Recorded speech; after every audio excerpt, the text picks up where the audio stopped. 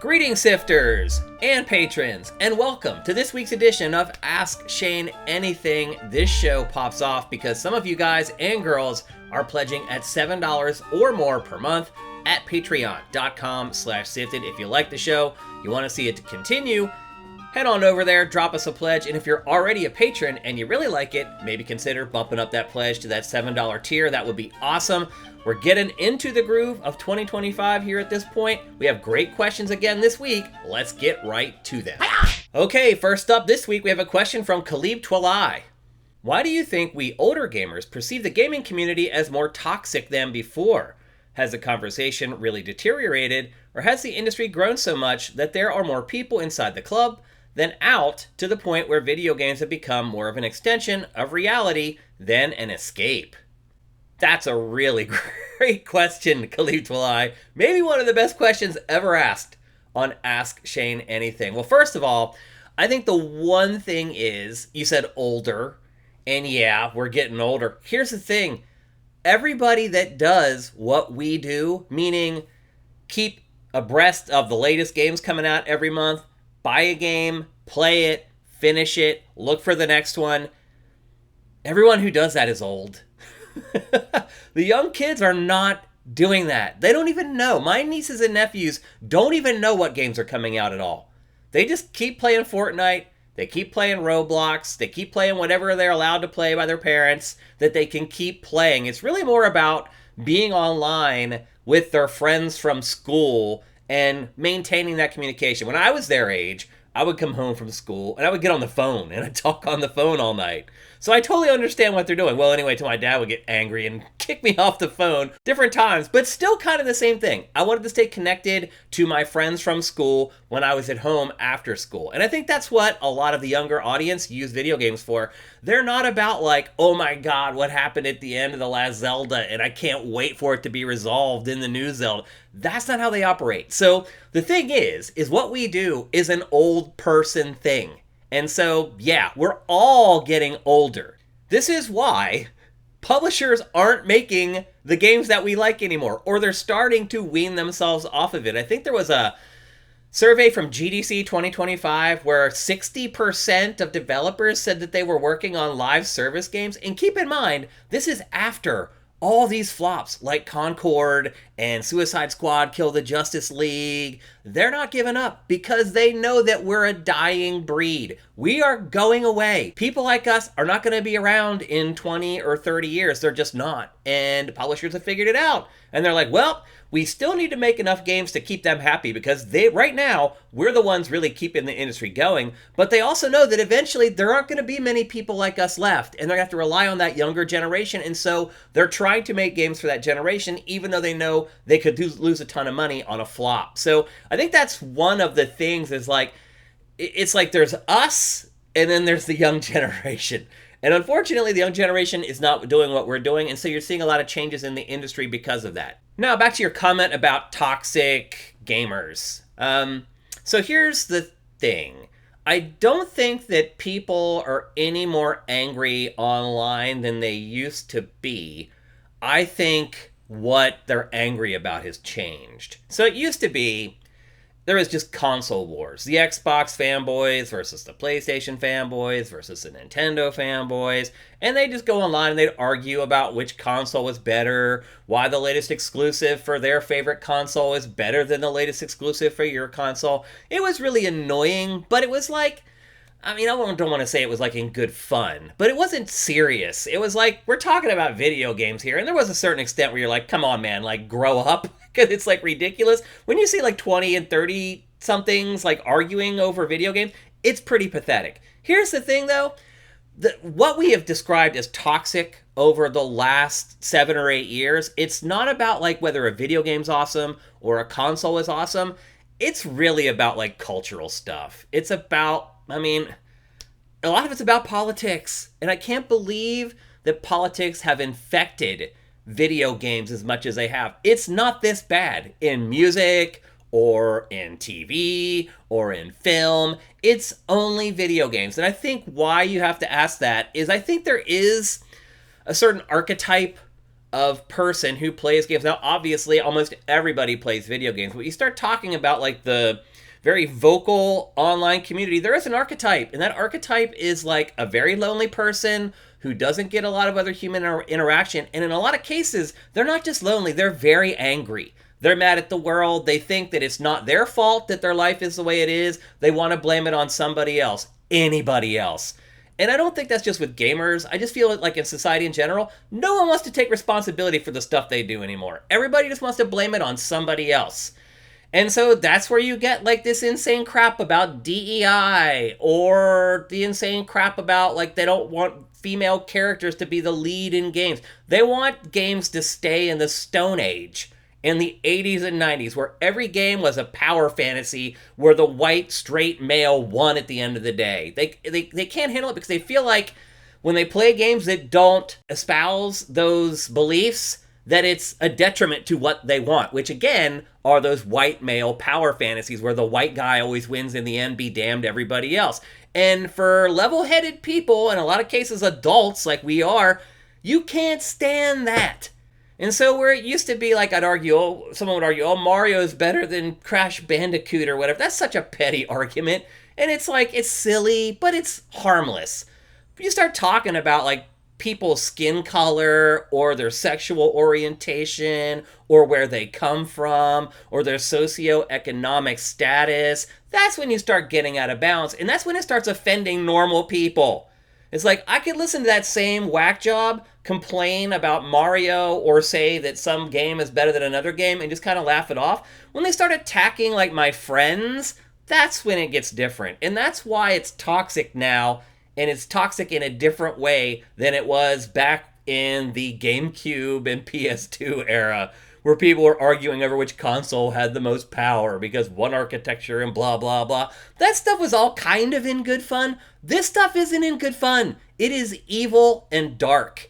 And if you're a normal person who is well-adjusted and has friends and colleagues of all different races, creeds, colors, religious affiliation, sexual orientation, you don't even think about it because it's just life.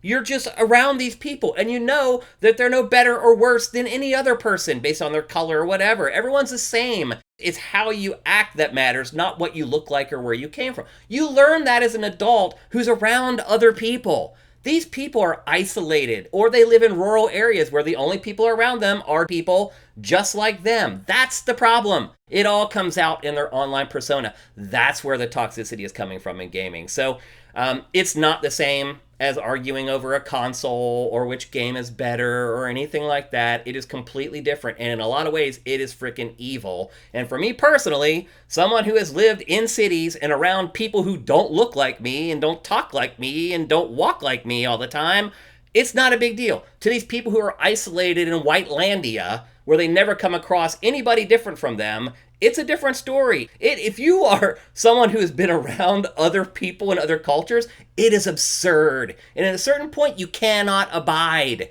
And that's where the tension comes from. And that's why they've now been stereotyped into this group of people who are intolerant and angry and mean and nasty and, in all honesty, just ignorant. So I think that's where the toxicity is coming from. I understand your question. It is a great, great question.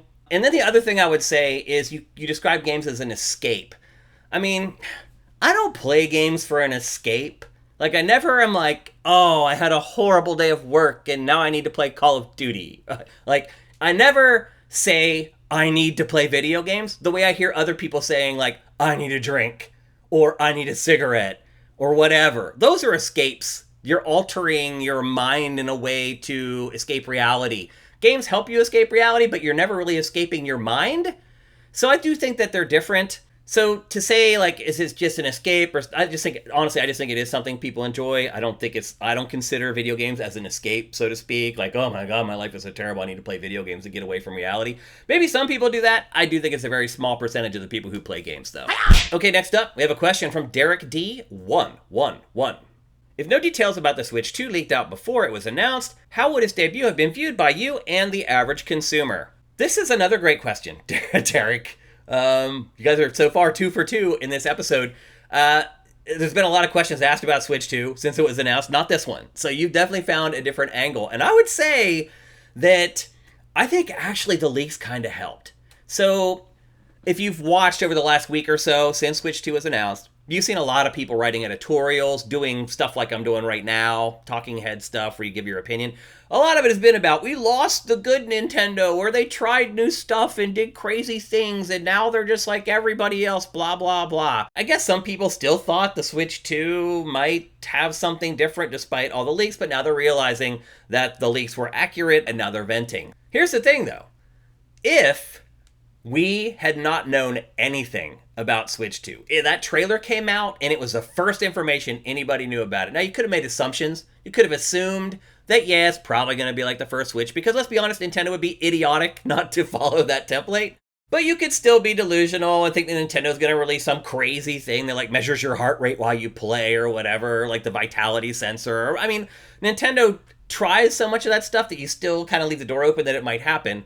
So you could believe that, but I think that is delusional. So here's the thing, I feel like all the leaks that basically told us, yes, it is going to be another Switch, bigger, more powerful, bigger screen maybe, Joy-Cons tweaked a little bit. I honestly think it helped soften the blow for a lot of people. I feel like the other people just assumed, and rightfully so, that Nintendo would not be stupid and do something like that. So I think ultimately the leaks kind of worked out, because it made it easier for the Nintendo fans who wanted some goofy Nintendo hardware to accept, because the information was sort of drip-fed to them over the course of like a few months, and they didn't have to have this big revelation that just blew their mind and made them freak out.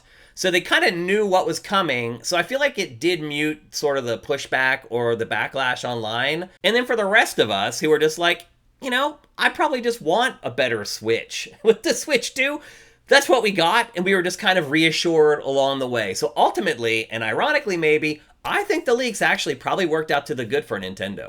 All right, our last question for this week's episode of Ask Shane Anything comes from Squishy Muffin.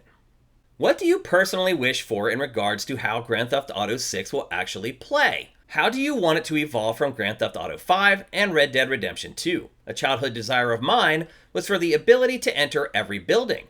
Maybe that's what Rockstar's been working on for the past 12 years.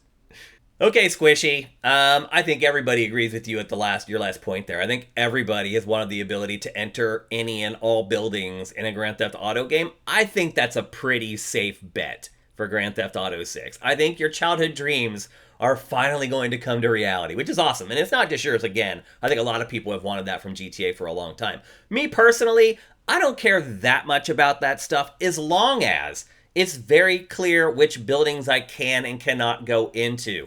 I don't want to spend 50 hours walking up to doors wondering if they're going to open or not. As long as the game does a good job of sort of labeling the buildings, even if it's just a subconscious, subtle, like, outlining of the buildings or whatever to let you know you can actually interact with them, I'm totally okay with not every building being enterable. Because let's just be honest, when you do that, what you end up with is a bunch of rooms that are just copy and paste, where they're just pasting the same furniture and just rearranging the chairs or the couches or whatever. But ultimately, a lot of those things look the same, so I'm not that concerned about it.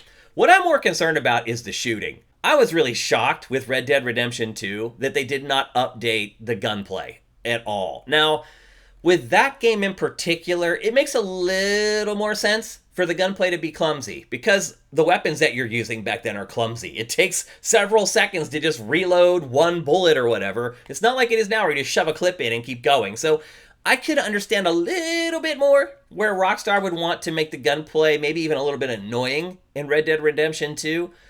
With Grand Theft Auto 6, there is no excuse. I don't want to see this crap where I hit the aim down sight reticle and it just snaps right onto an enemy. I mean, it's basically like auto aim.